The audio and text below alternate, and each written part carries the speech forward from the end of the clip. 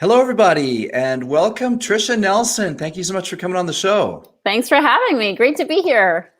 This is terrific, and the topic that we're going to discuss today is so important. You have so much experience that I'm excited you would come on and share your experience. Let me just read your bio real fast for those listening, and then I'll ask you to share a little bit more about it, than this little quick thing I'm going to read. Sure. But Tricia Nelson is an internationally acclaimed author, transformational speaker, and emotional eating expert. She personally lost 50 pounds by identifying and healing the underlying causes of her emotional eating. Tricia is the author of the #1 bestselling book, Heal Your Hunger, 7 Simple Steps to End Emotional Eating Now. Tricia is the host of a popular podcast, The Heal Your Hunger Show, and is a highly regarded speaker. Tricia has been featured on NBC, CBS, KTLA, Fox, and Discovery Health. That's quite a bio. Thanks. You've been busy. Yeah, very busy. It's all good.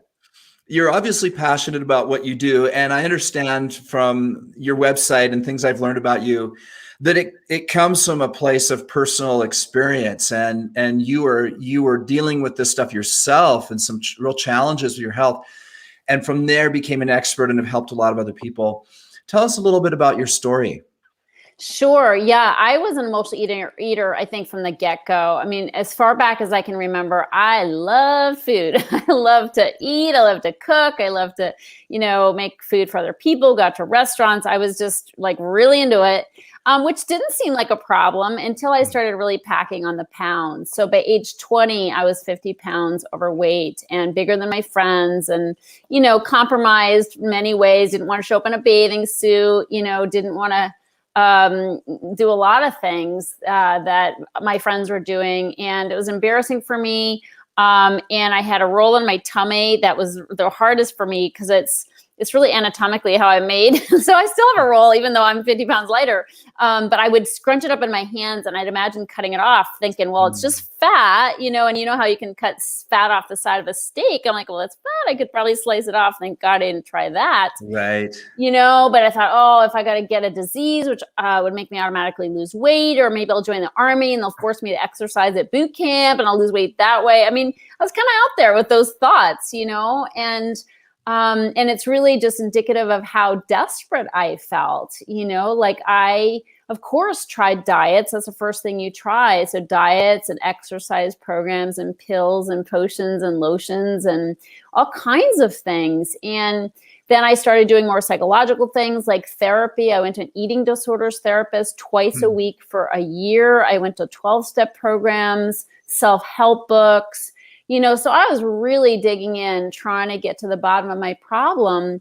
But honestly, nothing really worked for me. I mean, I'd lose weight, but I'd always put it back on. And I was what you call a yo-yo dieter. And, I could lose 30 pounds, then gain 20, then lose 10. And I had like 5 different sizes of jeans in my closet because I never knew what size I was going to be at any given time. I was always holding out hope to get back to those skinny jeans, so it was that was really an ongoing drama for me and very disheartening when I just realized, gee, I'm pretty hopeless. Nothing's working for me. And wow. Yeah, that was kind of my turning point, is where I just felt like I'm going to do this yo-yo thing for the next 50 years of my life. And that's really depressing. So basically what happened is I met somebody who showed me a different way and showed me that my problem isn't food, isn't weight. Those things are symptoms. That was really a deeper issue. And I had to deal with the emotional eating and the emotions behind it. And once I started doing that with his guidance, everything turned around for me. And I was able to, I've been in a thin body for over 30 years now by the grace of God. And I started working with him to help others. So my whole adult life has been around this work of helping people with the underlying causes of their addictions. And 4 years ago, I founded Heal Your Hunger and kind of broke out and did my own thing because I really developed a system based on what I learned and what I practiced and what I was showing other people how to do in my work. And so that's what I teach now. And I do it all online through Heal Your Hunger. Okay, fantastic. And emotional eating is an interesting word. Most people know what it means. We understand how it's used in a kind of a diagnostic sense and a condition in a sense that people have. But the words themselves, if we simply look at the dictionary, definition, emotional eating, right? Eating is supposed to be emotional. You talked in the beginning about your love of food.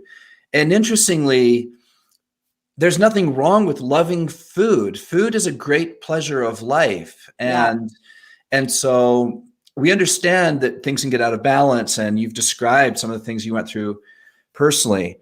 And so on its face, when we think of emotional eating in a very simple sense, eating should be emotional. Now, for many people, there's another challenge people are going through right now of completely distracted eating, where food is just a fuel. They hardly even taste it as they shove it down.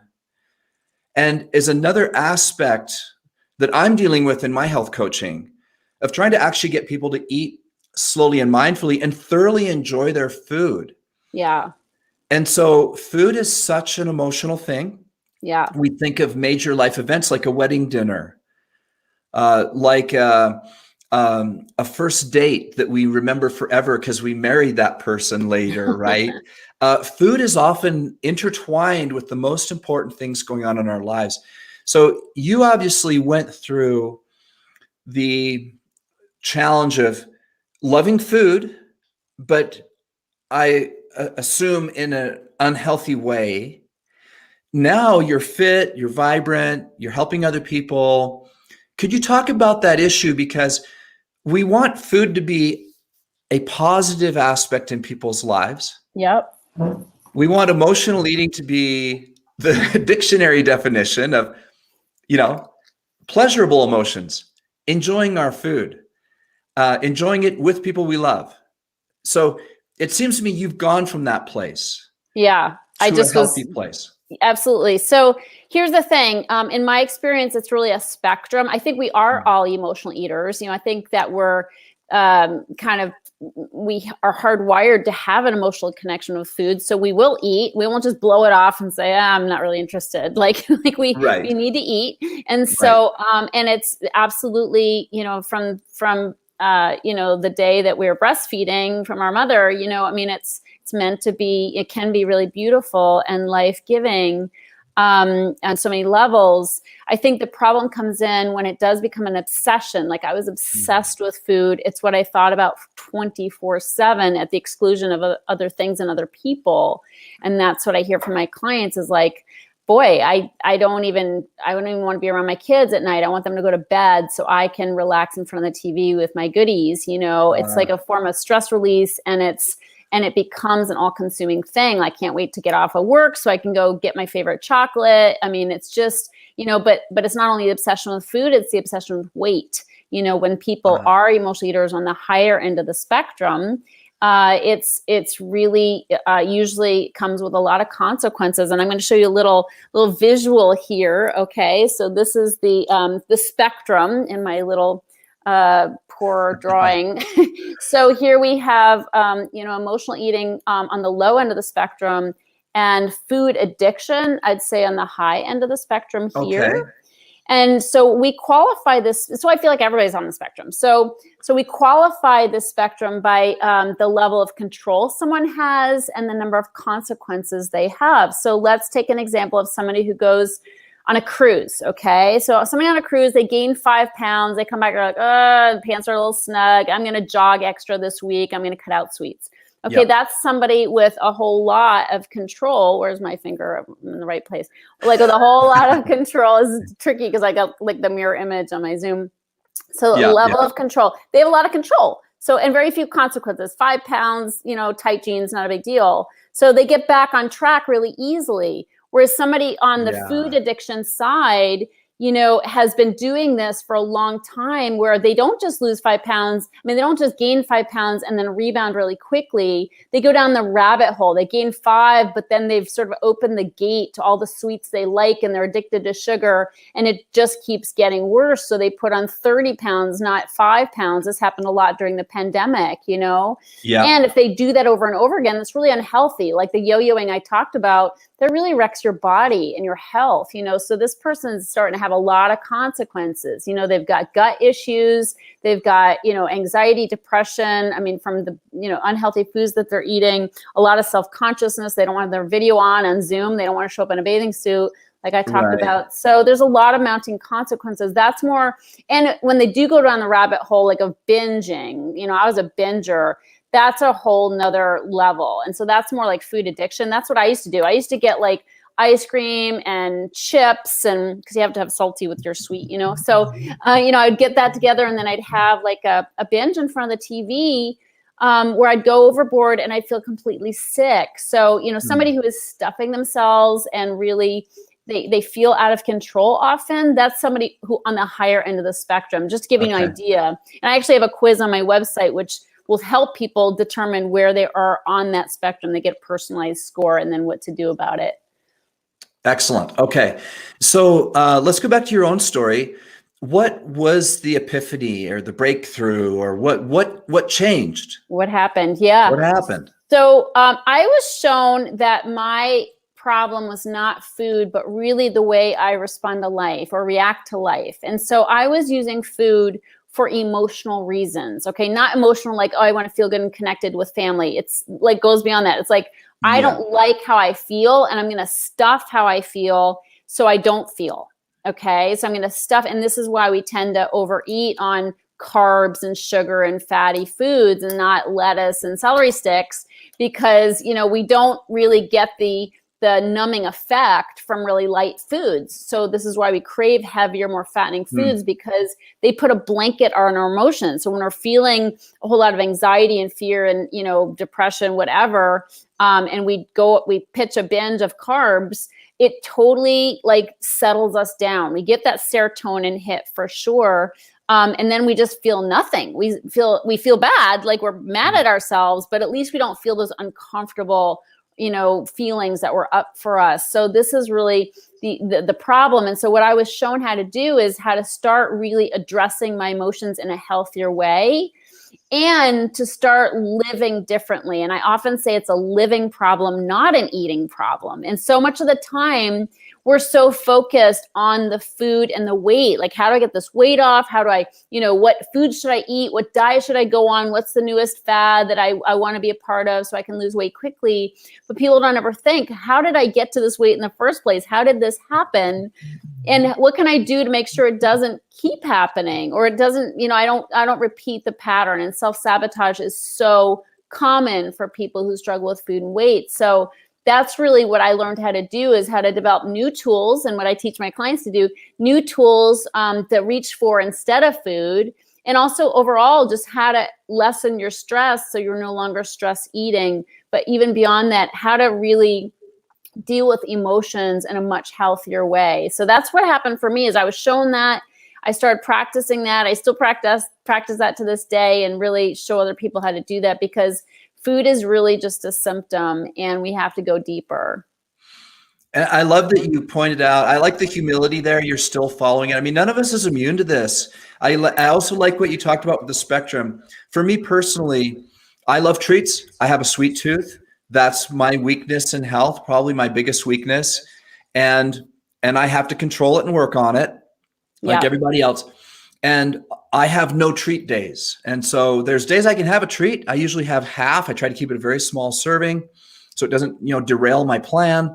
But I enjoy treats. And I don't believe in cheat foods. We don't talk about cheat foods at Diarobi. Right. We talk about treats. Having a treat is a normal human experience. Yeah.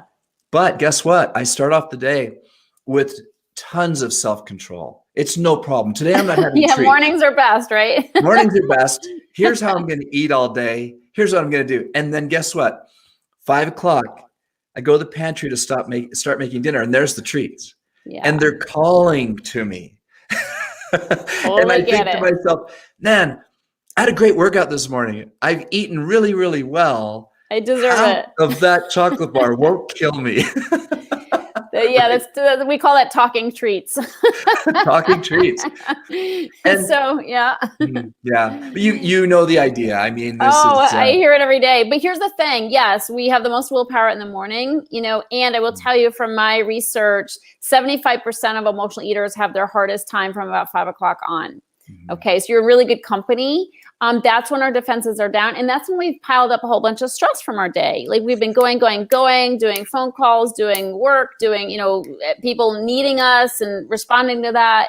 And we're tuckered out by 5, and so it's really important. This is why I teach people to start their day, and you may already do this, but start your day with a really good self-care, quieting ritual like meditation or prayer, yoga, spiritual readings, things that can really put money in your spiritual bank account.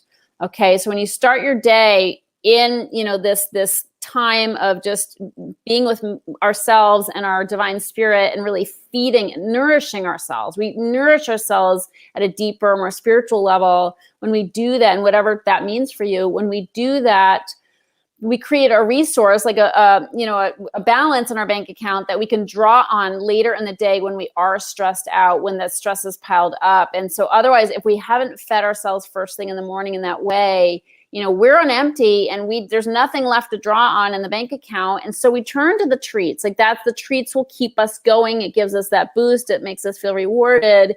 And, that's just happening for people. Coffee, chocolate, whatever, chips, whatever. But since our defenses are down, that's when it's easy to lose control. So you might just stick to half of something. But for me, once I open that door, who knows where I'm going to stop? So it's really important that I don't open that door and choose something else. And I have a meditation practice that I do in the morning and in the afternoon before dinner. So I take a time out and I do 20 minutes of meditation with my little insight timer. And it just gives me new energy. It sort of refills my cup. And that's amazing too. But I especially have to start my morning that way as well, to really make sure I have resources to draw on. But it's really a common thing, like low energy, end of the day, feeling tired, feeling a little underappreciated sometimes, and so we tend to think treats. And I think it's a normal thing to do until we retrain our brain, until we find new habits. And along those lines, neuroscience is telling us that our brain is literally not as smart in the afternoon. Our cerebral cortex and the way our brain works is in the morning, our best alpha waves are flowing and we're at our best spiritually, mentally, physically. We're just, our HGH is high, our testosterone and estrogen is high, our blood sugar is low. We're in this physiological ultimate state. And we because our thoughts don't change that much, we tend to not recognize personally when our brain is not functioning at its best, because mentally we still feel kind of the same all the time. It's not like sleep. Our brain's different than our body. Our brain can still be racing at 10 o'clock at night when our body is dead, right? And so the self-awareness thing, I wasn't aware of this till recently, and I found the neuroscience really interesting. Along with all the things you said, stress, we've had all these things happen to us, but we also know that we are not going to make as good of decisions in the afternoon because our brain is not functioning at its best, even without all of those things. So you pile on everything you said with the fact that our decision-making skills literally go down, and this has been proven by science. They literally go down at the end of the day. Yeah. This is why so many bad things happen late in the day and at night. And why we have to shore up, we have to be extra conscious at that time also, to get to feed ourselves in a deeper way with connection, with community, with, things that are more soul filling, because that will heal our hunger. We're not hungry for food, besides, putting aside our meal. I mean, obviously we're hungry for nourishment that we need on a daily basis, but beyond that, when we're snacking at night, when we're in front of the TV unconsciously eating, it's not the food we're hungry for. Like we are craving something deeper. And my experience with emotional eaters is we're emotional beings and we crave connection probably more than your average person, Okay, so a couple things here. Now, my listeners, they've heard a lot about meditation, and so I'm glad you've brought that up. And we talk about it a lot, and I encourage people to win the day with meditation and exercise and planning, and to avoid social media and avoid the news, etc. But my son does transcendental meditation. I only do have a morning practice. Now, I may go and do some walking meditation in the afternoon. Other times I just go for a walk with the dog, but I don't have a dedicated kind of a practice like you described. But he does. I've seen how it's helped him in his life. With transcendental meditation, it's taught to do 20 minutes twice a day. Yeah, I'm a TMer. You're a TMer. Yeah. Okay. So that's why, that's how I was trained 30 years ago to do that. And okay. I mean, it's a miracle of miracles that I still do it 32 years later, on a daily basis, but my body's used to it now. Like I'm wired for it. So if I don't do it, I'm like a wilting flower that needs water. Okay.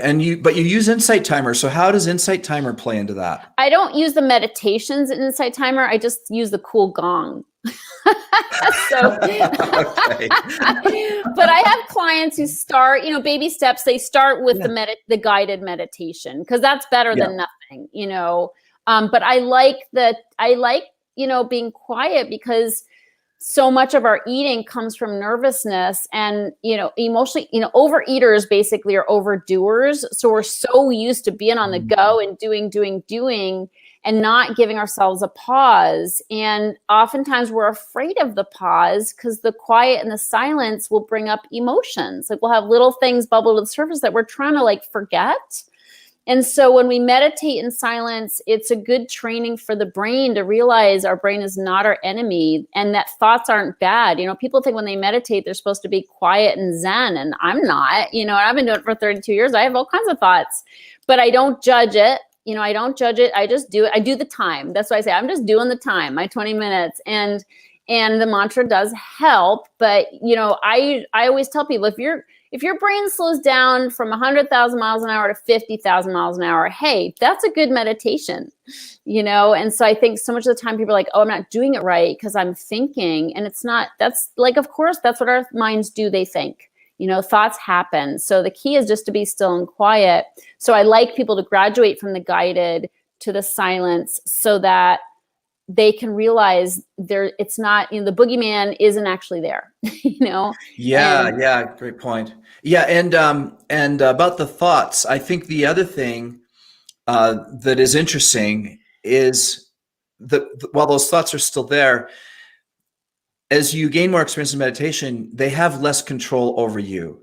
Yeah. You become more of an observer of your thoughts and emotions rather than them controlling your behavior.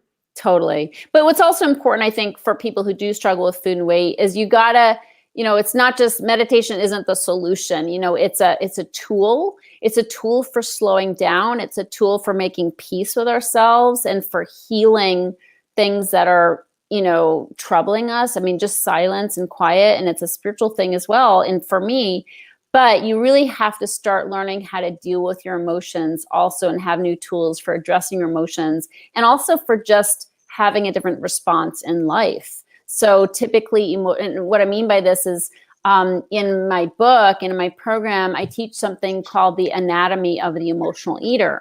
And these are 24 personality traits that I've identified that are across the board typical for emotional eaters. So they're and they have nothing to do with food. So we're not even talking food. Again, we got to go under the food, deeper than a food. So these 24 personality traits are traits we develop usually in childhood as coping mechanism, but then we bring them into our adult life. So as a kid, they might have saved our life if we had alcoholism or mental illness or something in our family, which many emotional eaters do. That's often how things got rolling. But we take these defense mechanisms into our adult life and they become really dysfunctional ways of coping that drive our eating. So these are things that I start having people address. And I'll give you the top one because I think people will relate if they have these struggles. The top trait of the anatomy of the emotional eater is people pleasing. Really? So yeah. So I've never guessed that. Yeah, I've never met an emotional eater that wasn't a people pleaser, just really outward focused. Like, what do people think of me and how do I get them to like me? And what that does is it sets up this chain of overdoing, of doing to please, taking on extra projects at work, or always be the one to bake the cookies for the kids' soccer team, and a lot of outward doing for the purpose of validation and approval, oftentimes because we don't really have it for ourselves, or we didn't develop a strong sense of self growing up with trauma, growing up with, some of the problems we grew up with. So people pleasing is a problem because even though it's got nothing to do with food, when we stress our bodies and our adrenals by doing too much and overdoing and trying to like always be on this hamster wheel of pleasing, if anybody hasn't noticed, people are never as pleased as we plan on them being when we set out to get their approval.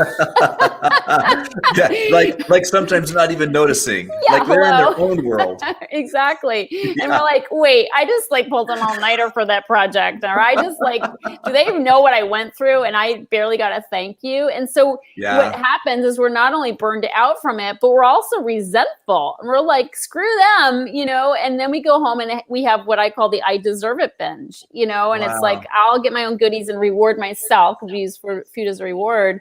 So that's an example of how we show up in life, how that informs what we end up eating and how we eat. And yet it seemingly has nothing to do with the other. And so these are the things I really start cluing people into is, we need to change how we show up in the world, and we need to change our ways. And another thing about emotional eaters is is sort of akin to people pleasing, is we're not real good about sharing our feelings or speaking up for ourselves or being honest, and really telling people how we feel, not in a mean way, say what you mean what you say, but don't say it mean, right, but do speak up. And we tend to eat our words, and we tend to just tell everybody we're fine. Big smile on our face. No, I'm fine. Yeah.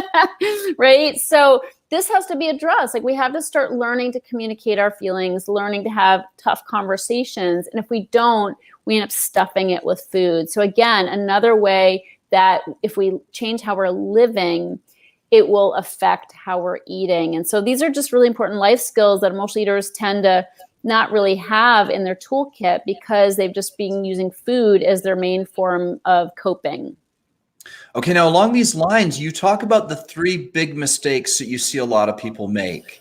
Yeah. And let's go into that. What are the 3 biggest mistakes you're seeing? Well, the first one is weighing yourself. Being like paying homage to the scale. Okay. Mm-hmm. So the problem with the scale is if you give it the power to make you feel good, like, oh, I lost a few pounds, you also give it the power to make you feel bad. Like, damn, I've been doing so good and I'm nothing's changed. The needle hasn't moved. And so it ends up dictating our mood and how we feel about ourselves, which is a really bad thing. In my experience, it's a roller coaster ride to give that much power to a scale. And so, I tell people really at the beginning of my program, just get rid of it. Like put it under the bed, put it in a back closet, or give it to your friend, and just start really just taking one day at a time and not being scale and goal oriented. And just like, we're going to change our focus from diet and weight loss to self-care, and treating our body with respect. And if you do that, and addressing our emotions, lessening our stress, developing self-care tools, this kind of thing. And if you do that, then you'll not, you won't be emotionally eating. Like, if we're addressing our feelings, we won't be stuffing our feelings. And if we're not stuffing our feelings, we will naturally lose weight. So it really comes, the weight loss comes as a byproduct of the self-care. But when you take the focus off that number that we get so obsessed with, it's really, we're shifting our consciousness to one of really, I want to treat my body as best as I can, and I would be kind to my body, not trying to fit it into a certain size pants, not to try to, just like make our bodies do what we think they should do. So they're a certain number. And I think that's a really important shift that people need to make. So scale is one thing. It's not your friend. It's not your friend. Weigh yourself once a month, maybe, if you want to just check in, but don't give it all that power. Okay. Another thing is skipping meals. Like, invariably, if you skip meals, the bottom line is eventually you're going to pay for it later. Okay. So in the emotional eater's mind is always like, let's say we're not hungry or we have a cold or flu or something, we don't eat for a little bit. They're in my mind always with this little mechanism that's like, ooh, I'm going to lose a little weight here. Like without, feeling deprived, because I'm not hungry or whatever. But when we skip meals, like we're too busy, we work through lunch or whatever, we're going to end up really hungry later. And then it's so easy to overeat late at night when our defenses are down, like we've already talked about. And so, I say to people, would you tell your sweet baby daughter, honey, you're going to skip a meal today so you can lose a few pounds? Like never would you say that to your kid, like let's try to hack the system and just eat less, like fewer meals so that we can try to fit into our genes. And so it's like, let's start treating ourselves with respect, feed ourselves 3 times a day, but don't snack, like just 3 times a day with nothing in between. And that's going to cut down on so many snacky foods, that are usually not good for us, so just try to like not skip a meal because it's a setup for overeating later. So that's the second thing, and the third thing, as I mentioned at the beginning, is set up a morning routine, set up a morning routine, stop jumping out of bed and just hitting it with emails and text and running here and there, jumping in the car, grabbing coffee, give yourself time again, to wake up, to be, still and quiet, to nourish yourself spiritually. Take that time. And if you have to wake up a little bit early, do it. Like it's worth it. It's worth an extra 20 minutes, to devote to yourself and nourishing yourself on a deeper level. Like the get up and go and just ricocheting off of every stressor you have. Bad way to start the day. Set your day up right, with the right priorities, and it will pay off later in the day. I love that. Those are great tips. And I totally agree with all those things and totally can see the power involved from my own life experience and also from my own clients. So those are really great. One last thing, I've kept you quite a long time already, and this has been really great, but I want to get one more important topic. And sure. And that is hunger. It's perfectly normal. Hunger is something that we need to have as human beings. We all know what hunger feels like. And you alluded earlier to emotional hunger versus physical hunger. But I'd like you to talk a little bit more about that, because hunger is something we all have to deal with at some level. And in my precision nutrition certification, they talk a lot about hunger and helping people understand to recognize what real hunger is, because in our modern society, we've kind of screwed ourselves up in a lot of ways, especially compared to ancient, hunter-gatherer forebears, for example, right? Which we don't even have to go back to hunter-gatherers. Let's just talk about going back before there was refrigeration. Yeah. In human history, that's not very far back, that you can't just go to a fridge and eat 24/7. Yeah. Right? So we've advanced very, very rapidly. Some social scientists tell us too rapidly for us to really adjust emotionally, psychologically to some of the incredibly rapid advances we've made in technology. So here we are. Our great-great-grandparents had no access to any of this stuff.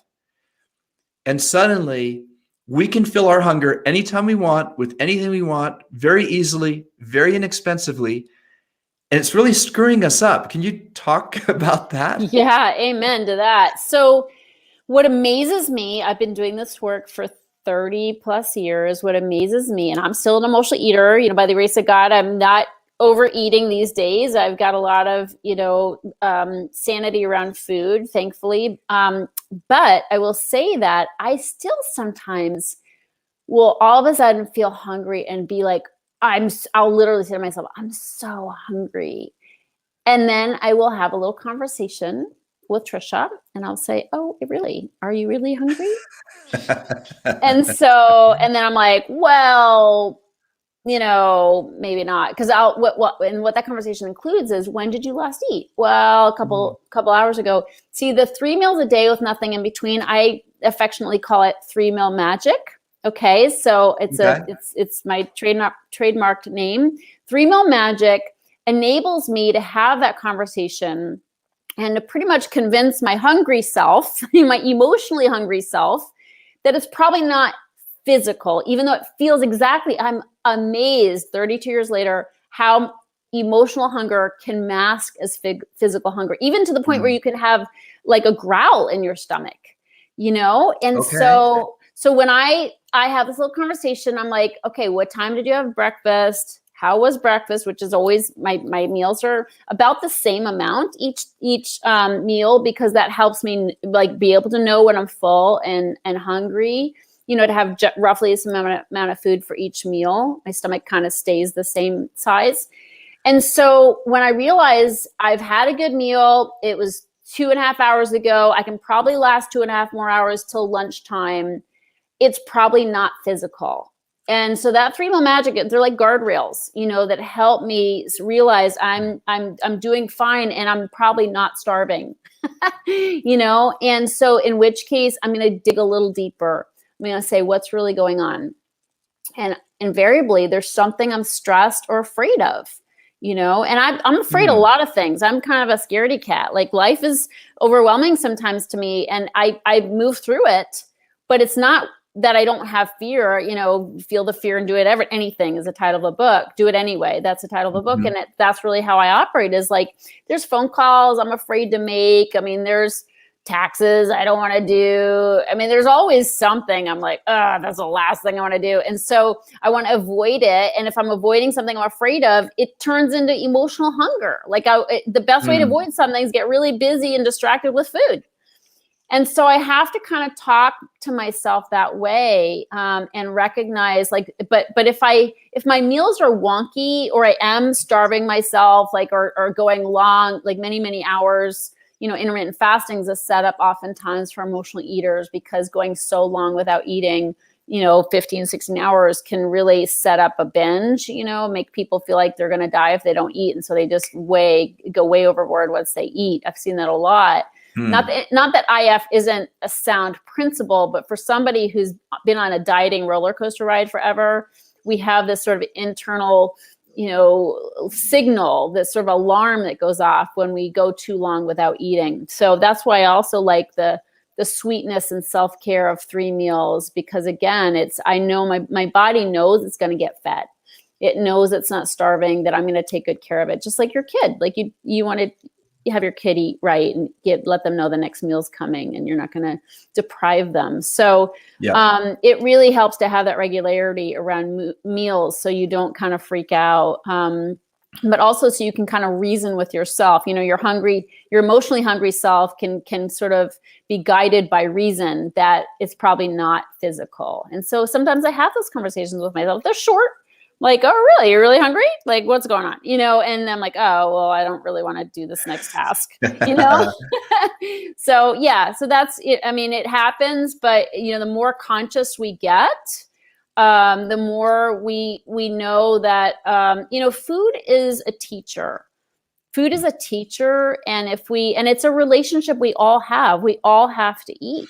You know, and so it's a relationship, and the relationship can become a lot more loving and, you know, caring when we are more conscious about what's really going on inside of us, when we understand our emotions and our reactions to life. And, you know, for that reason, even though I grew up overweight, you know, and hating my body and being miserable about that, I'm really grateful in a way that food and weight have been my greatest teacher. And it's, you know, I wouldn't meditate every day if I weren't an emotional eater. Like, forget about it. Like, I'd get too busy. You know, I mean, everybody knows they should meditate. It's not news. You know, we live in a modern society. I mean, back in the 60s, it was a weird idea, but now it's pretty common. So people know they should, but they don't. But because I'm an emotional eater and I don't want to overeat, it's really become a non-negotiable for me. So again, thank you, food, for, you know, sort of backing me into a corner where I do all these healthy things for myself, just so I can, you know, have that healthy relationship with food and love my choices. That is outstanding, and a nice bow to put on the end of this episode. What you just said. Now, this has been really great. I know that people listening can tell you're a real pro. You have a lot of experience. And you combine that with the humility of your own experience. You're not talking like, oh, you know, you don't talk with bravado. I overcame this, and so can you. I like how you still kind of own it. You're still recognizing the internal demons that could crop up again. And so, but I'm sure people listening, there's got to be some listening right now who would love to reach out to you. So how do they do that? Sure. And thank you for that. That's very, very kind. My website is healyourhunger.com, heal your hunger appropriately, .com. And I do have a quiz on there, a free quiz that you can take for a couple minutes and learn where you are on that emotional eating and food addiction spectrum. And I have a Facebook group called The Secret Sauce to End Emotional Eating that you can jump onto, and also on Instagram, Tricia Nelson _ at the end of Nelson. And I've got lots of posts and stuff on there. Fantastic. And the book again, one more plug for your book. The book is Heal Your Hunger, 7 Simple Steps to End Emotional Eating Now. And of course, we've got a lot of podcast listeners. I have a podcast called The Heal Your Hunger Show too. Fantastic. Well, Tricia, thank you so much for getting on the show. This has been a wonderful episode, and I really think it can help a lot of people. I hope people listen to it. I hope those that need to will have the courage to reach out. And I'm sure your message resonates. You're not the first guest on my show to deal with this topic. And the reason why I always accept invites from people who want to, cover the topic is because it's so important. Much of what I talk about, I'm excited about. I want people to be more healthy, of course. But when we're talking about addictions and serious problems and self-esteem issues and shame and guilt and all those things tied up with around emotional eating, I think it's so important. And yet your message is different and unique. And I'm sure will resonate with the right people that need you. They need what you have figured out. And so I appreciate what you're doing in the world and wish you well. Carry on the great work, right? Well, thank you. And thanks for, having me on the show and being such a great host. It's really a pleasure. And thanks for your incredible work. Thank you so much. It's been great. And for those of you listening, this is Dave Sherwin wishing you health and success.